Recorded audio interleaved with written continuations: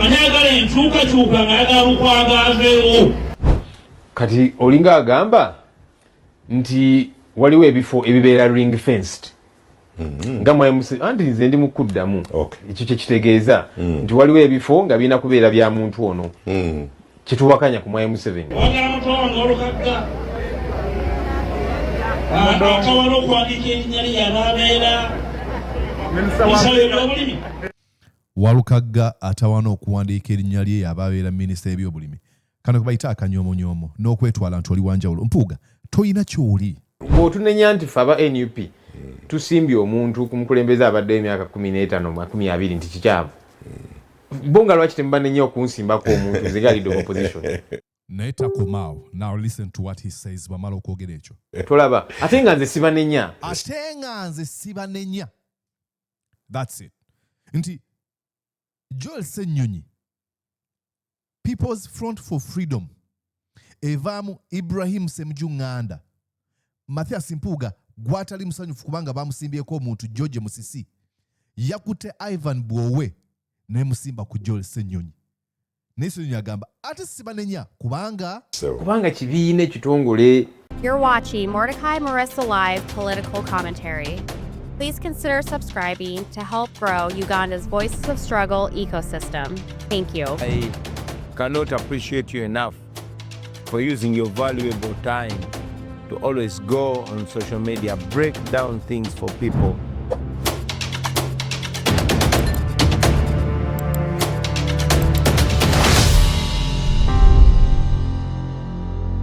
And yes, indeed, okusinzira munda mu ggwanga li United States of America. Ogamba oti okansipenti oli bulungi nze Mordecai Morisa nkwaniza ku mukutu gu Mordecai Morisa live. Exactly.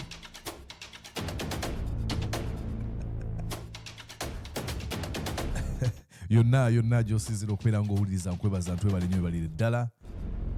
Mwenna abeegasse ku mukutu mbeebaza ebitagambika nti mwebale nnyo nammwe mwenna. Omujja nkugamba nti welcome aboard. Nkwaniriza ku Mordecai Morisa live community. Wala abangambye mbekyo mukyogera water oba water. Twali twogerako mwalabye video gye nakoze bwe nabadde mbabuuliza nalabye comment section nga mutaddemu we mukyogera nabala mugamba water. Kati kibeera community oba community oba community. Tusaagamu naye nga tuli very very serious. Mukajjukira akantu Bobi kyagamba. Tusaagamu naye nga tuli very very serious. All right, ladies and gentlemen, weetegereze tusimbule. Are you ready? Kano kagenda kubeera kampi. Let's do this. Is that a message on here? All right, ladies and gentlemen, tonight tugenda kutunuulira Joel Ssenyonyi abadde ku BBS Telefina. Ayanukudde ow'ekitiibwa. But before I play ebigambo bya Joel Ssenyonyi, let me show you again ow'ekitiibwa. I do not understand. Obweno ye agenda ya Mathias Mpuuga byagenda okubeera bannamasaka. It doesn't really make sense. Buli waakwata omuzindaalo yabadde nga Rwashande. And Rwashande bamubuuza nti abantu b'eremiyaga ogenda kubakolera ki? Ngenda kugoba nuupu. What? Ogenda kukolera ki abantu nti omulimu gwe gwengenda okukola kugoba nuupu? What's wrong with you? That's not an agenda issue. Ekintu kyengenda okukola ebizibu ebiruma bannansi naddala mu bitundu eby'eremiyaga si nuupu. Malwaliro omutali ddagala agamenyesemenyese, enguudo embi, obujjanjabi obufu, ebbula ly'emirimu, obubbi mu byalo n'ebirala ebigwa mu kkowe eryo. NUP teterina kubeera mu birowoozo kati yono omusajja. Ye bwe lwakwata omuzindaalo nga li mu campaigning nga listen to what he says. Abagala enkyukakyuka waliwo ebirumira ekyalinaako answers. Anyagala enkyukakyuka ng'ayagala Lukwago aveewo. And then this is pretty telling. Ye bw'agamba bandi abaagala enkyukakyuka nga baagala Lukwago aveewo. Yali mu kibiina ekyasimba Nabbira Naggayi Ssempala ku Erias Lukwago. kati enkyukakyuka sitegeera nti okujagala afunye epiphany mu 2025 kati heeruka kutenda kusimbibwako muntu tetwawulirako nti waliwo any form of objection okuva ewa Mpuuga ng'agamba temugeza ne musimba omuntu ku Lukwago oyo Nabila Nagga yadde ebbali baasimbawo omuntu nga NUP kati saa zino Mbwalaga ayagala nnyo. This is called double standards and hypocrisy. But hey, what do you expect from a man who awarded him so far a service award and is on a campaign spree okwetoola eggwanga to gaslight the people?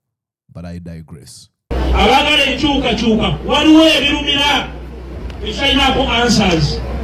Ani ayagala enkyukakyuka ng'ayagala Lukwago aveewo? Enkyukakyuka eyo okwagala Lukwago kubanga enkyukakyuka gye tulimu, it is a marketplace of ideas. And there's nobody alowooza nti ateekeddwa okubeeramu ekyo ekifo lubeerera. If you believe that you have better ideas, you can present yourself and then constituents can decide. Kuno kunyooma balonzi nti abalonzi tebasobola kusalawo ono ku muntu ono ku mulungi ku mubi. Nti ddala abalonzi baba bamanyi nti Lukwago mulungi bajja kumulonda. And obviously, look, kankigambe kino, it might come as a surprise to you and it shouldn't. Singa Lukwago awangula akalulu mba muwagira nga bannakampala gwe balonze mba muwagira. Singa Ssemuju awangula akalulu ku bamuyitaani George Musisi mba muwagira ab'ekiranga balonze oyo. Siri walino ngamba I'm going to hold them ransom. Oh, engeri kati sikwagala bi. No, I'm not doing that. So okulowooza nti Lukwago is untouchable. Tewali ali untouchable because after all ebintu bye tukola si byaffe ng'abantu. It's not my face. It is the ideas eziteekeddwa okubeera nga zisimbibwako essira. Jeez. Anayagala enkyukakyuka ng'akyawa Ssemuju. Anayagala enkyukakyuka ng'agala ku Sseggona aveewo. Ogenda kukola ki? Ogenda kukulembera n'ani eggwanga? He's mentioning only 3 people. Lukwago, Ssemuju, nga kw'otadde Sseggona. Banne mu mikwano gye mu kabiina ke bayita Ssuubi. Naye abo bennyini nnyini bwe bajjira nabo bennyini nnyini balina bye baavuganya. Era sigamba nti abo bonna bagenda okujja okwesimbamu ebyo ebifo nga toba ng'omuntu wa opposition. Bagala ebintu abagala prime minister. Omusazi w'enviiri. Omusazi w'enviiri. Wagala Mutwanga Olukagga. Akawala okuwandiika erinnya lye yabaabeera minisita w'ebyobulimi. Walukagga atawaana okuwandiika erinnya lye yabaabeera minisita w'ebyobulimi. Kano kubayita akanyoomonyomo n'okwetwala nti oli wanjawulo. Mpuuga, toyina ky'oli. You are not. Ojja kwefuula mu mutwe gw'alowooza nti oli wakabi. Toyina ky'oli. Ne bw'oba owandiika erinnya lyo nga empandiika yo nga yanjawulo, toyina ky'oli. At the end, we are all the same. Gw'okunyoomereza abantu nti Walukagga atawaana okuwandiika erinnya lyo, Mpuuga tolina ky'oli. It is really embarrassing okuba nti nteekeddwa okugamba bino ebigambo.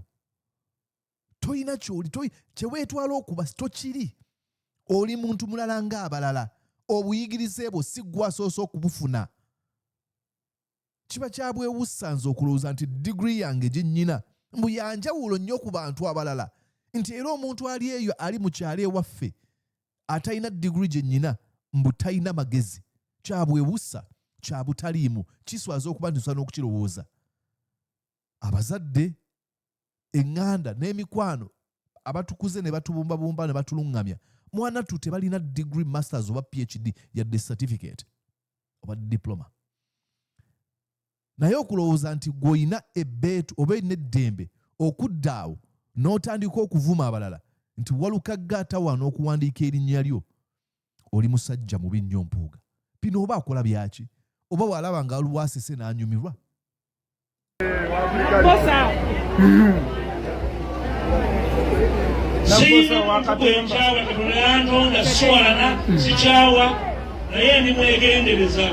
Kati bwe bayita obunnanfuusi, buli muntu kasita ayogera ebyo ebintu ku bantu n'amaliza n'agamba siina bukyayi, then aba akugamba kyali.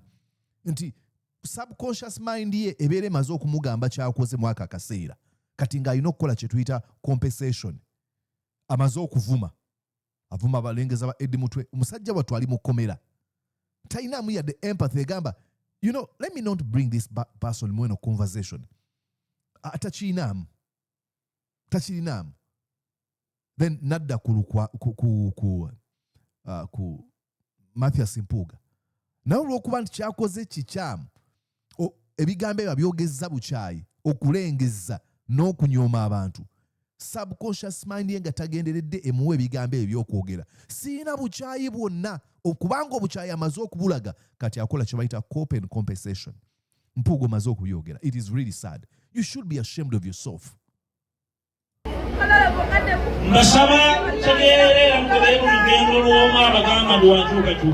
Okay, ayogedde mugobere buli omu agamba wankyukakyuka. Again, you're telling kugwe wennyini oli mu kweyogerako gwagamba nti oli wankyukakyuka nga wegabira ssente. Stop your nonsense. Stop your nonsense. Wabba bannansi ate mugobere buli muntu agamba nti wankyukakyuka. Shut up. Okay, let's go here. Gundi yamwanukudde.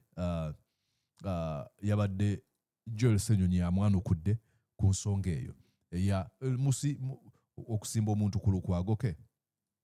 Erias Lukwago muba naye ne we nalabye Kawempe wa Nalukoola yabaddewo ekibiina kye baali tebannakiwandiisa naye nga bamaze okufuna akabonero k'essimu mutazindwa eryokubiri ndyerabidde nga yewe ekibiina ekyo Lukwago yagaana okuwagira mutazindwa n'agambye katugende ne Nalukoola wa Nuupu mwe lwaki mwabadde temuyinza kukola yako namwe mugandi Lukwago mu Kampala wano katukuleke just kati olinga agamba nti waliwo ebifo ebibeera ring fenced nga mwamusi anti nze ndi mukuddamu ekyo kye kitegeeza nti waliwo ebifo nga birina kubeera bya muntu ono kituwakanya ku Mwai Museveni ye agamba yalina okubeera president lubeerera paka nga afudde buli agezaako kumwesimbako ajja kukuba abantu baffe battiddwa ajja kuteeka mu kkomera n'ebirala bwe bityo kubanga obuyinza abulina abamwesimbako mu kibiina kye kya NRM bebatuukako mu bimanyi kati kye mwagala okutegeeza nti ebifo nti waliwo ebifo kuba kati kye tuvuganya ku Mwai Museveni ye yasalawo nti ekyowa president kikye tewali alina kumwesimbako nedda si bwe birina okubeera. Exactly. And I don't understand. All these folks proclaim to believe in the idea of democracy, then why don't they want to present themselves to the experiment? Why are they shying away from the experiment if they truly believe in the ideals of a democratic society? That you present yourself and your ideas, let constituents decide. That is an experiment. How are we going to be any better if we think that the best way is to ring fence positions? Look, I would be Bobi Wine's #1 critique. Singe ekirozo kiva mwenu pika chigamba Bobi Wine when you piteba mwe simba keteka lifulumi. I would be like, stop that nonsense. Nechimala chitukawo. But because techiriwo, I don't understand. Provide.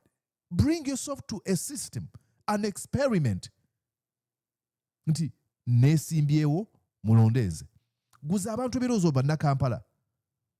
Don't resort to ad hominem attacks. And besides that, Joel Ssenyonyi kamalize then nkube n'ensonga endala gye batatugamba gyayirabidde okkoonako. Kubanga abadde mu ngeri ya Bwasseruganda. Nti nze ndi mukuddamu. Kubanga ekyobwa Sseruganda ky'ogamba kati oyo no sina memba wa kibiina kyaffe. Kati tulina bammemba ab'ekibiina ababaddewo ku nsonga ez'enjawulo abatafunye kaadi. Kati bwa Luganda ki obusinga oyo kuba kati oyo na memba wa kibiina oli si memba wa kibiina kyaffe alina ekibiina ekikye bwe bava mu FDC ne batandikawo ekyabwe. Kakati ono nenyootya otunenyootya nti lwaki ono tumwesimbyeko omuntu nga mulimu n'abaffe abatafunye kaadi. Ow'enkizo ennyo yaliwa. Omanyi waliwo kemwa it doesn't really make any sense. Ono wa mu nnyumba waliwo okutambulira awamu kemwayogerako kembadde enzija yaako nti muyinza okusanga ebitundu ebimu n'oga nti wayi yadde ono si wa kibiina gyaffe naye olw'okuba tutunuulidde musajja w'enkofiira ow'entebe naye ono tumuleke yajja tuwangulira constituency eno. Omanyi bw'otandikawo ekibiina obeera n'ekibiina ekibiina kibeera ekibiina kirina amateeka agakifuga era buli kibiina kitambula. Twabigezaako ebyo naye tebyakola. Meeting eyasembayo gye twali nayo ng'aba ANT baze n'aba PFF kubanga bo balina enkolagana. Agambye twabigezaako ebyo tebyakola. Kyagezaawo kugamba nti they didn't reach to a conclusion of coming up with a coalition of our alliance. Basayininga n'endagaano. Kati mu meeting nga nabo kwennyini tebakkaanya. Abamu bagamba nti tunoonye presidential candidate omu gwe tunaawagira. Abamu ku bo nga bagamba nti ababeere babiri. Kyagulanyi ne muntu. Ffe ne tubagamba ffe position eyaffe nga NUP tulaba nti ekyokuwagira presidential candidate omu kyekikola. Now okitegedde naye katulire kiri okunyonyola kiri Honorable Sozi Kaddu Mukasa kyabadde abuuza Joel Ssenyonyi. Honorable Joel, bonna ba honorable, former and current. Tewaliiwo essaawa zino wetwogerera, tewaliiwo coalition oba alliance. Tewaliiwo nti ebibiina by'obufuzi byegasse ne bigamba tutuuse kweno enzikiriziganya bwetu bwe tugenda okukola mu bifo eby'enjawulo. No, that has not happened anywhere. With that said, you cannot accuse NUP okusimba ba candidate mu bifo eby'enjawulo nga tewali mukago gonna gonna. Let me give you an example. Again, there's a video here. I think Maneno, Ulida. Let's go here. Agenda kubako kyayogera, which makes a lot of sense. Owagira abanyigiriza ngeri emu oba endala. Kitegeeza naawe oli ku side eyo. Abantu kye tuyita opposition si Luganda. Si kika. Nti kati neddira nnyonyi nyange akabbiro ku nguvu. Oli ne bw'aba oba afaanana atya oba tanjagala oba nansimwagala bw'abeera kyeyune abeera muganda wange. Bw'abeera Ssenyonjo muganda wange. Katonda bw'ati bwe yakigera. Kati opposition si Luganda kyovudula abantu leero bagibeeramu nkya ne basala eddiiro. Yes. Kati oli ayinza okugamba nti njirimu naye ng'ate byakola tebitegeerekeka. Katulina abakulembeze abamu muyise na Dr. byatali Honorable Norbert Mao. Akulembera ekibiina ekya opposition. DP. Ekya Democratic Party. Sije wali mwedda? Nze sibangako mu party yonna. Wali independent? Nali independent so. Kakati. He's a very good host. Yali musomi wa mawulire mulungi nnyo ku CBS FM. Amazing guy. Omukulu oyo akulembera ekibiina ekigambibwa ndi kya opposition. Naye minister mu government eni yamwe to the contradictions. Era ne ku luno yavuddeyo era namulaine deputy president we Mukasambidde. Ne baga nti afe nkalulu kano tugenda kuwagira Mwaya Museveni. Kati abo bwe naabogerako nti njogeredde bubi ba opposition bannange. Kubanga bakulaze bo kye balipo. Opposition naye bawagira Mwami Museveni. Ne bo bagamba ba opposition. Yeah, how do you explain to me like a kindergarten nga bwentera okugamba? Opposition nayo wagira Museveni. Because opposition olw'okuba nti si kifo, it is not a label. Opposition are ideologies. So you are opposed to the ideologies and the ideals of the NRM regime. You cannot oppose the regime while serving its ideology or agenda. Two things do not make any sense. Ndiwa opposition. Naye mvuganya ojja kuluma omutwe ng'okirowoozaako. Sikkiriza mu manifesto ya Museveni naye ngenda kulwana okulaba nga eteekebwa mu nkola. Simanyi. Era n'abaka ba DP mu parliament bali ku side eno gye ntuulako era bagamba Ssenyonyi atukulembera mu parliament. Naye mbabuuza ebintu bino nga bibuzaabuza. Mugamba mu parliament zemba kulembera naye ate mukama wammwe mu kibiina kyammwe atuula eri era ebiseera ebisinga mbeera nnyomba naye. Kati like Lukwago, sorry, Norbert Mao has to make sure the NRM agenda is put into practice. Yet his folks within the opposition, members of the Democratic Party, have to oppose the agenda of Nobati Mao. Omutwe gujja kunnuma. Bibuzabuza bwe bityo bibiri.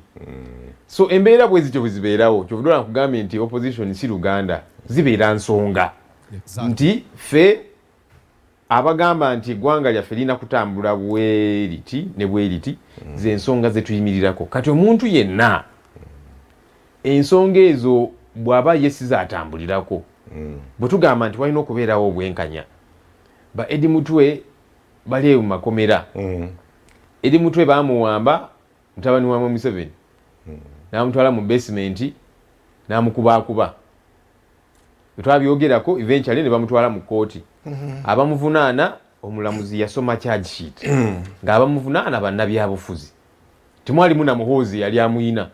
Konga yi muhozi yavaayo mu lwatu nakakasanze mulina era ndi mumuyigiriza Lunyankole ndi mumukuba.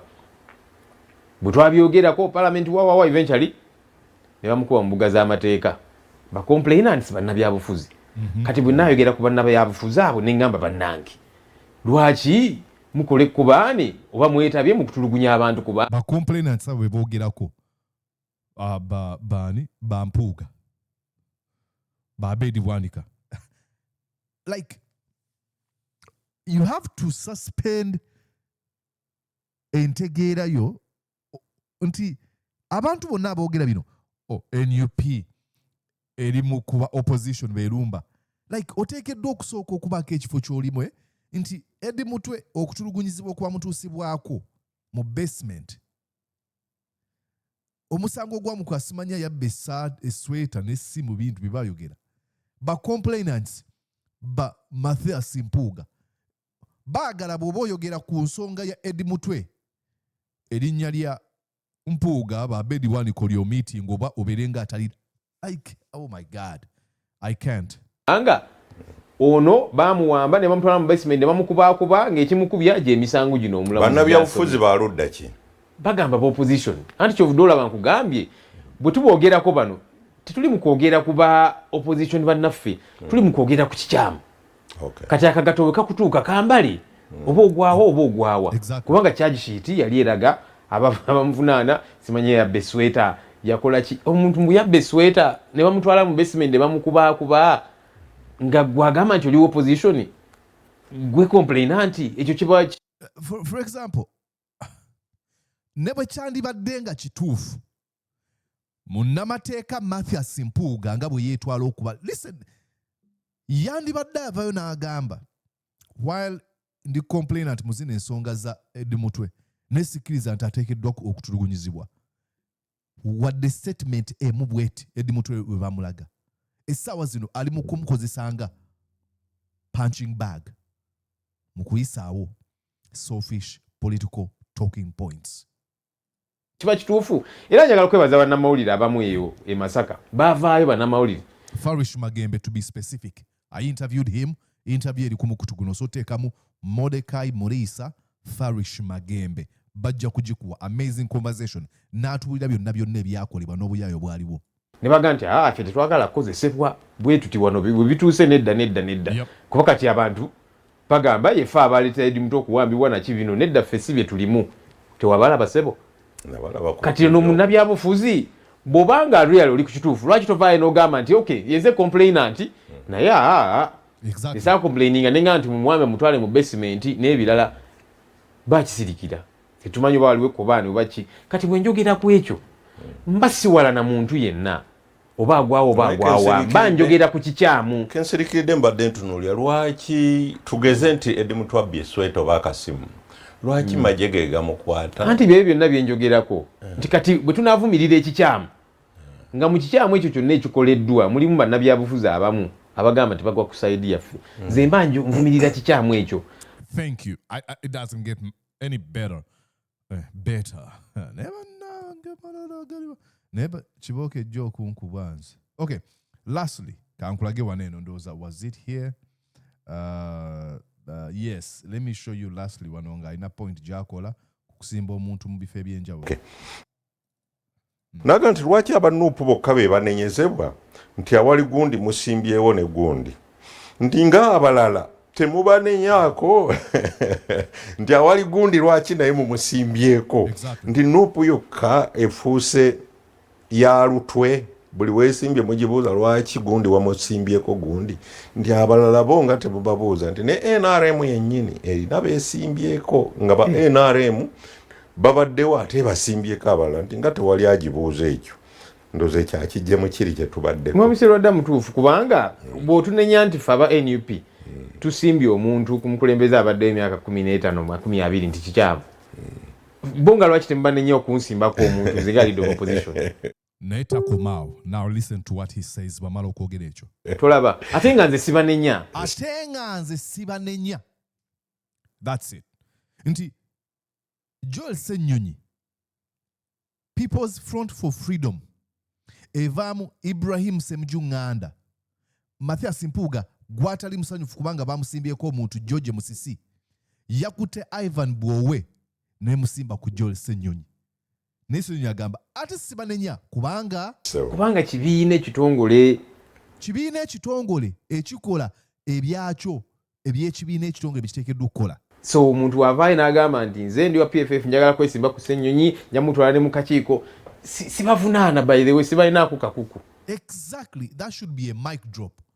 Yagamba nti bonna nze mwasimbyeko n'omuntu nga sinaba complaininga omuntu oyo yatuuse n'okuntwala mu kakiiko ebyokulonda ayagala banzije mu lwokaano agamba sikirinaako buzibu ekyo kibiina ki PFF kikola mirimu gyakyo. Mathias Mpuuga amanyi one thing I really hate is okuzannyira ku bantu bambi abakwagala. Ntegeeza ki nti Mathias Mpuuga bw'ayogera ebyakimanyi tasooka byogera muzi. I know that's total hogwash BS. Kasasira wedde emirimu. I can see through his lies, his smug, his egotistical worldview. N'obuyaayi byonna byonna ebyakola. The hubris. Naye ekinnuma nti ebyo abyogera mu bantu bambi abamwagala ow'ekitiibwa baddako n'azanyira. Do you know how disrespectful you should have omutima gwe eri abantu nti ogenda kugenda obazanyire ku mutwe and you'll go back home unmoved, unfazed. You don't care. Omaze okubalimba, so what? This is really, really sad. This is heartbreaking. Mordecai Murisa. Kave ono nga sinaba kutandika kuyomba. But you know the drill. Make sure that you subscribe, like this video, share it, and comment. Waliwo be nalaba commenting. Wale yangamba simanya nsinzira wano. Simanya wa mu basement yani. Aina kyayogera ekigambo kyayogera. Nsinzira wa. Bali boogera nga yogera eyo nja kunoonya comment ali eyo simanya mu nyumba y'omuwalabu. Mwenna mbebaza. Nja kubanzira tuongere okutanya ku nsonga endala. See ya.